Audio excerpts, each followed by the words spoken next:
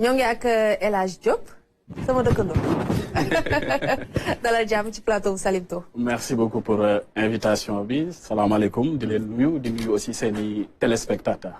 am nañu mbégte dalal la ngay waajal xew-xew bu rëy en tant que promoteur ci ab événement boo xamante ne da nga bëgg dajale ndaw yi ñu waxtaan waaye itam créer réseautage nan la idée bi dikkalee.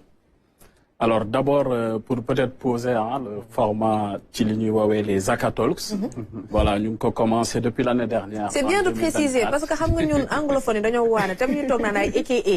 waaw moo tax xam naa nga bàyyi ma introduire d'abord avant de rebondir dessus quoi. Donc voilà Akatalks yi ñu ngi ko créé depuis 2024 ñu ngi jëm ci 3e édition bi incha allah ce samedi. Voilà donc d'abord Akatalks yi dañ ko créé comme benn passerelle aujourd'hui entre monde académique bi le secteur privé le secteur public la société civile et finalement partie prenante yi tourné yëpp ci écosystème bi écosystème numérique bi mais écosystème entrepreneurial bi de façon un peu plus globale. D'accord. Voilà donc vraiment lieu de réflexion là boo xam ne format bi c'est d'abord des retours d'expérience des rétex boo xam ne dañuy invité ñoo xam ne seen xam-xam màcc na ñoo xam ne tamit am nañu un certain parcours aussi bien personnel que professionnel pour que ñu ñëw partager ndaw yi bon les plus jeunes et les moins jeunes de façon générale mën leen sotti seeni xalaat mën a créer cadre d'échange boobu donc loolu mooy vraiment la première partie ci li ñuy def ci Akatalks yi. Deuxième partie bi c'est vraiment orienté panel donc ñaari panel de discussion la ñuy def et puis ñu finir par un networking privé. Donc ren moom dañu choisir thème mu ci 3e édition bii ñu jëm samedi incha allah. dañu choisir thème mu One Africa 4.0 innovation souveraineté numérique et leadership féminin bâtissons ensemble un futur durable. Donc soo xoolee ci ñetti thématiques yooyu yëpp non seulement c'est d'actualité mais tamit dañuy répondre véritablement ci enjeux yi ñu am instant yi au niveau africain. Sur ces questions-là. Pourquoi le choix de ce thème? Voilà, le choix de ce thème, il est orienté. Nous, depuis les 2 premières éditions, sur le dénominateur commun à chaque fois, ça va être la notion d'inclusivité. Voilà, vraiment qu'il n'y ait pas cette notion de fracture numérique, inclure de tous bords, voilà, toutes les parties prenantes. Deuxième binu def souvent moi la durabilité parce qu'on a un objectif de développement durable il nous reste très peu de temps et c'est des enjeux forts ban monde la ñu bëgg a bàyyi suba pour suñuy doom ak seeni doom etc. Donc loolu tamit di question bu am solo beneen bi mooy le leadership féminin en fait. Voilà dañuy gis très souvent que en termes d'innovation en termes de recherche et développement jigéen ñi dañ ciy jouer vraiment partition bu doy waar. te voilà fësal ko aussi da ciy am solo parce que suñu waxee inclusivité forcément ci lañ bokk te souvent ñoom ñooy jiitu sax ci yëf yi ñun ñu topp ci ginnaaw. Donc vraiment loolu lañ bëggoon indi comme thème te loolu moo justifié thème bi donc on reste vraiment sur une série de continuité ci thèmes yi ñu abordé boobu ba tey. Jobas. ñu fay bon déjà El Hadj ñu ngi lay jaajëfal bu baax ci initiative bi bon en tant que acteur numérique tey ñu bëggoon xam ñi fay daje. Est-ce que dafa am loo xam ne comme ni nga ko waxee si ngeen orienté wu par exemple tey gis nañu si l'année dernière ñu mel ne ay waa AIS ñi nga xam ne ñoo liggéey ci wala spatial ñoom Maram Kayo ñoom teewoon nañ fa. Est-ce que ñu bëggoon xam day soit ci lan ngeen ko orienté gis ngeen par exemple tey parce que benn pont boo xam ne moom ngeen di créé. ñi nga xam ne ñooy apprenants yi ak ñi nga xam ne peut-être ñoo ci monde du travail bi. Est-ce que peut-être yéen besoins yi ngeen gis ni besoins yaa ngi fi maanaam tey booy lii la ñu orienté wu maanaam étudiants yi ou bien apprenants yi que ngeen def choix yooyu ou bien da ngeen gis ni tey fii lañ jëm. Tout à fait, absolument. Bon, si on regarde ñaar yëpp la ñu boole finalement. Parce que benn bi déjà mooy réfléchir ci yan problématique clé la ñu am en termes de développement aujourd'hui ci suñu dëkk Sénégal. Mais également ci yeneen réewi Afrique en fait. Donc loolu mooy première base de réflexion. Léegi suñu déparé ci loolu comme format bi tamit mooy nit ñi ñëw partager seen parcours personnel et professionnel. Il était important pour nous ci thématique yi ñu décliner ko aussi sur une vision programmatique. Li ñuy woowee vision programmatique c'est assez simple. mooy dañ jël 5 sous-thématiques. speakers yi intervenir yëpp ci sous-thématiques yooyu la ñu intervenir à l'instar de Marème Kairé bi interveniroon sur l'édition 2. Léegi 5 sous-thématiques yi très rapidement bi ci jiitu mooy New Deal technologique. On a voulu vraiment mettre non seulement l'accent sur la révolution technologique, mais également sur la révolution industrielle. Wax nañ ko fi léegi la révolution industrielle 4.0. Donc voilà, il était important que nous inscrire déjà dans cette vision-là. Deuxième biñ ci teg mooy la vision Sénégal 2050. L'idée moi est vraiment de challenger cette vision Sénégal 2050. Comme ni ma ko waxee tantôt, comme partie prenante yëpp la ñu indi, ñi bokk ci société civile, ñi bokk ci secteur public, mais également le privé, etc. donc daf ñuy jox ce regard croisé finalement ci vision boobu naka ñun secteur privé lañ ciy retrouver woo naka la ci société civile di retrouver woo naka la ci ndaw yi di retrouver woo et cetera donc toutes les parties prenantes finalement sont englobées dessus. Troisième sous-thématique, les méga événements sportifs. Nous savons que nous avons JOJ 26 nous avons aussi ci Cannes 2025 en fin d'année au Maroc. Nous avons aussi sur Coupe du Monde 2030 qui est organisée co-organisée par ben pays africains, du Maroc. Voilà, avec Portugal et Espagne. Donc il était important ci méga événements sportifs yooyu ñu xool ñun tey nan lañ ci capitaliser Sénégal parce qu'il y a beaucoup de monde yoo xam ne dinañ suivre loolu. te it dinañ ñëw Sénégal. donc àddina bi yëpp daanaka day teg bëtam ci Sénégal. donc il était important véritablement ñu xool ñun lan lañ ci mën a apporter quelle analyse froide on fait à je pense on est JA moins 500 à peu près. Ça, oui. Voilà ban analyse froide ak naka lañ ci capitaliser ba Sénégal retrouver wu ci parce que événement yu mel noonu il est important non seulement en captation économique. Nous mën ci capitaliser pour la suite du infrastructure cassée. ay ndaw yu liggéey la ay ndaw yu ñuy pérenniser aussi seen liggéey la donc il était vraiment important ñu xool naka la ñuy inscrire loolu dans notre programme. Quatrième sous-thématique bi ñu ngi waxi intelligence artificielle africaine. Voilà naka la ñuy réapproprier woo suñu narratif. parce que intelligence artificielle ku ko wax big data wax volumétrie de données. voilà te soo xasee ba wax loolu rek. soo représenté wul données Afrique finalement. da ngay gis ne requêtes yi ngay def ak yooyu noonu yëpp ñoom liñ lay jox mooy yeneen culture yi. voilà culture anglo-saxonne et cetera. alors que ñun Afrique vraiment partition buñ ci war a jouer la ci suñuy ndaw dès le plus bas âge en termes de formation d'initiation. mais aussi que ñu mën ci retrouver suñu bopp en fait. parce que instant yi finalement on joue à armes égales. où qu'on puisse être dans le monde. c'est-à-dire que contexte mondialisation bi moo demee noonu. fépp foo mën ci toog ci àddina bi. Voilà, en ayant accès à Internet, voilà, on est capable de faire les mêmes choses à armes égales en fait. Voilà, parce qu'on a accès à la formation, on a accès à l'enen li ci top yep. Am profito sani wala xeer oustaz bi ñako sétanuñu. Ñi ngi ci affaire bi. Mais su ma la déggé nga wax da ngeen bëgg participer ci développement Sénégal.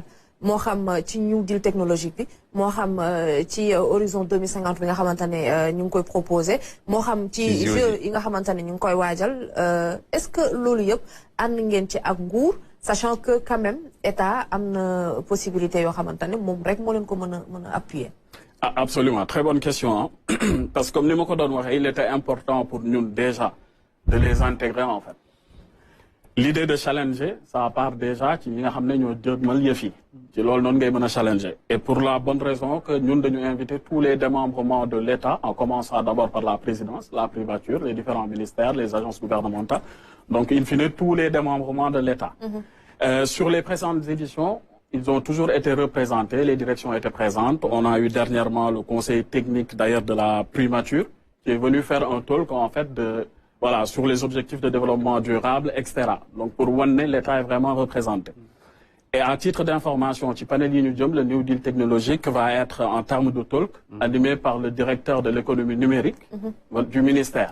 Donc voilà, donc du secteur, du État directement est présent, mais justement, c'est une idée finalement, réunir cet écosystème-là, au même titre que l'État est représenté, en représentant la société civile, en représentant le secteur privé, en représentant le monde académique, voilà, sur des parcours divers et variés, non seulement des Sénégalais, mais également d'autres nationalités qui sont présentes. Comme sur la deuxième édition, nous avons invité des personnes de Dubaï qui sont intervenues, du Maroc également. Mais vraiment, l'affaire, il y a une partie prenante qui est C'est super. Hassana?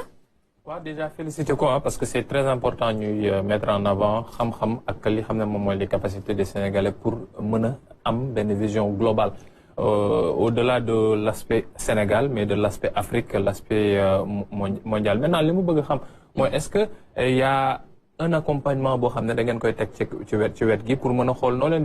Parce que on a des personnes ils sont très bien capacités en termes de connaissances. Exportation, c'est que nous sommes implantés au fini pour technologie. Tout à fait. En fait, pour capitaliser un peu ci format déjà, nous devons inscrire dans la durabilité. Nous avons une troisième édition. Déjà, nous commençons en 2024, donc on fait 2 éditions par an, au mois de juin et puis au mois de décembre. Donc 28 juin, moi, la 3e édition. Au-delà de ça, de nous réfléchir vraiment, et c'est en avant-première que je le dis, parce que c'est supposé être, voilà, nous voir jour événement, voilà, vraiment créer un format mënuñ ko woowee livre blanc. mais en tout cas en format magazine. boo xam ne dinañ ci sotti xalaat yi jot a am ci édition 1. super xalaat yi jot a am ci édition 2. ak édition 3 bii ñu jëm incha allah. fexe yéegal ko non seulement aux plus grandes instances au Sénégal, mais un peu partout en Afrique, dans tout le réseau des 54 pays. Comme ça, il y a vraiment un ouvrage qui permet aujourd'hui de capitaliser, consolider aussi. Réflexion yi nga xam ne dinañ ko am yëpp sur les talks de ces experts-là. Panel yi tamit li ciy génn bëgg naa wax tuuti ci panel yi parce que dañuy ñëwaat ci leadership féminin bi ñu wax léegi. Voilà, donc consolider loolu yëpp mën ko inscrire véritablement dans la durée. Parce que très rapidement, problème yi souvent, c'est qu'on va beaucoup parler entre guillemets. Il y aura beaucoup de belles choses qui vont être dites, mais naka lañ koy inscrire dans la durée ak matérialiser ko très concrètement.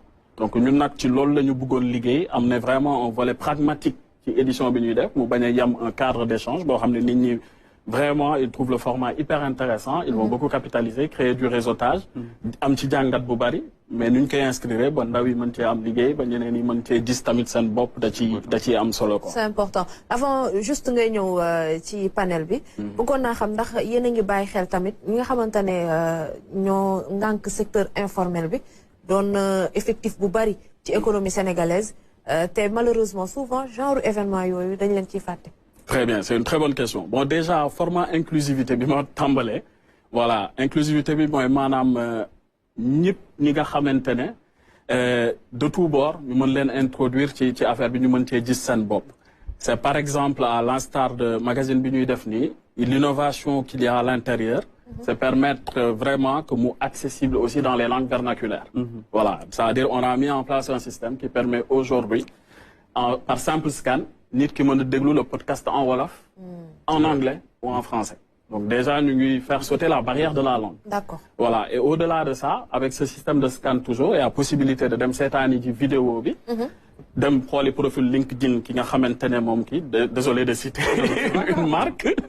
Voilà. Et ainsi de suite. Donc vraiment yaatal ko ba nga xam ne ñëpp mën cee jot te ñi ñaan yàlla mooy demain aussi mën ko tijjil ci yeneen sama cousin yeex frères yi en joola en séeréer et cetera que ñëpp mën ko jot en swahili pourquoi pas. Ouais. Pour que ñëpp mën cee accéder.